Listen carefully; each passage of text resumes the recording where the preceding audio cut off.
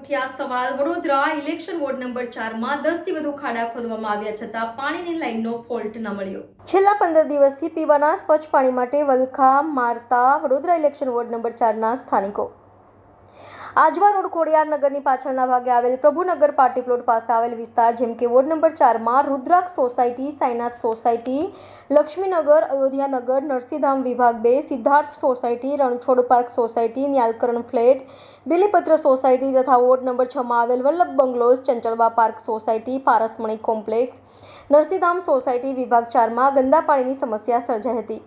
તે ધ્યાને આવતા કમિશનર સાથે સંકલન કરી યુદ્ધના ધોરણે વધુ ટીમો અને મશીનરો લગાવી ગંદા પાણીનો ફોલ્ટ શોધવાની કામગીરી પાણી પુરવઠા શાખા તેમજ પૂર્વ ઝોન શાખા દ્વારા હાથ ધરવામાં આવેલ, જેમાં લક્ષ્મીનગરની એન્ટ્રી પાસે ફોલ્ટ મળેલ, જેમાં 300 મીમી ડાયાની મુખ્ય લાઇન પર એક ફોલ્ટ મળેલ છે। તદુપરાંત બીજા ફોલ્ટ શોધવાની પણ કામગીરી હાલમાં ચાલુ રાખવામાં આવેલ છે। કુલ શોધવાની કામગીરીમાં 10 થી વધુ ખાડાઓ પાલિકા તંત્ર દ્વારા ખોદવામાં આવ્યા છે। અત્રે ઉલ્લેખનીય છે કે આ વિસ્તારમાં ડેપ્યુટી મેયર તેમજ સ્થાયી સમિતિ અધ્યક્ષ જાતે સ્થળ નિરીક્ષણ કર્યું છે। તેમ છતાં ગોકુળ ગતિએ કામકાજ થતાં વિસ્તારની સોસાયટીઓના રહેવાસીઓ હેરાન પરેશાન થઈ રહ્યા છે। સાચી વાત છે, કોન્ટામિનેટેડ વોટર આવે છે અને લગભગ 15-20 સોસાયટીઓમાં કોન્ટામિનેટેડ વોટર આવે છે।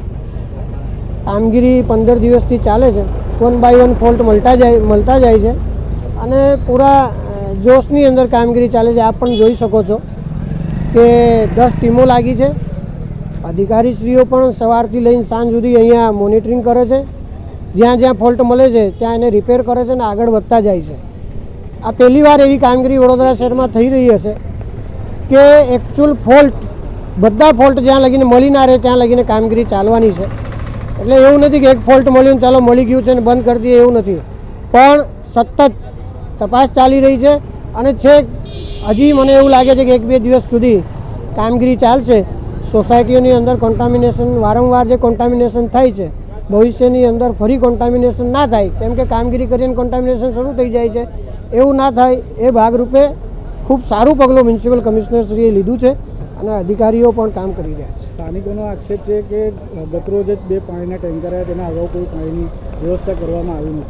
2 સોસાયટીની અંદર પાણી બંધ થયું હતું, એની અંદર જે નાગરિકોના ફોન આવ્યા હતા એમને ટેન્કર મોકલવામાં આવ્યા હતા। આજે પણ અમે તમારી સામે સોસાયટીની અંદર ફરીને કહીએ છીએ કે તમને પાણીની તકલીફ હોય તો ટેન્કર મોકલીશું। કામગીરી કેમ કે આગળ સામે ચોમાસું આવે છે અને અત્યારે બધા ફોલ્ટ નહીં શોધીશું તો ચોમાસામાં તકલીફ પડશે, એટલે આ કામગીરી દરેક ફોલ્ટ દરેક સોસાયટીના નાકા ઉપર બધે પૂછી પણ રહ્યા છે જઈને કે ભાઈ તમને આવે છે ગંદુ પાણી, કદાચ કોઈ એપ્રોચ ના કરી શક્યા હોય તો પણ ખબર વોર્ડ નંબર 4 પાણીની સમસ્યા પાણી 15 દાડાથી 20 દાડાથી આ પાણી વચ્ચે 6 મહિના સુધી ના આવ્યું, ફરી પાછું ગંદુ પાણી ચાલુ થઈ ગયું। એકદમ ગટરનું પાણી ગંધાય, એ પીવા લાયક છે, એ લોકોને પીવડાવવાનું આવે, આપણે કોર્પોરેટરને પીવડાવીએ। આ કેટલા અઠવાડિયાથી ખોદ કરે છે, પ્રોબ્લેમ જ નહીં સોલ્વ થતો આ લોકોથી। કોર્પોરેટર દ્વારા કોઈ પાણીની કશું નહીં, ટેન્કરો કાલે મોકલી છે 2 જ મોકલી ટ્રેક્ટરથી, એ પાછા અહીંયા આગળ વચ્ચેટિયા બધું લઈ ગયા, અહીં આપણી થાય તો પાણી જ નહીં આવ્યું। કોણ છે કોર્પોરેટરો તમારા? કોર્પોરેટરો કોણ? પિંકીબેન। હા, બીજા 3 જણ છે આની મેં તો અજીતભાઈ ને એ બધાનું નામ છે, પણ અજીતભાઈને ફોન કરે, અજીતભાઈ મોકલે છે પણ કંઈ કામ થતું નહીં। અજીતભાઈ મોકલે તો એ એવું કે મેં નહીં તારો કોર્પોરેટર, તો કોર્પોરેટર નહીં, હે અઠવાડિયાથી ચાલે આ કોમ। તકલીફ જ પડે ને સાહેબ, ખાવાનું પીવાનું કેવી રીતે? આ રીતે જગના પાણીના પૈસા આલવાના, એ તો પીવા સારું બી ને નાવા સારું તો કેવું પાણી લેવાનું, કે જ ગંદુ પાણી જ વાપરવાનું। હે 150-200 મકાન જેવું છે, 3 સોસાયટી છે અંદર।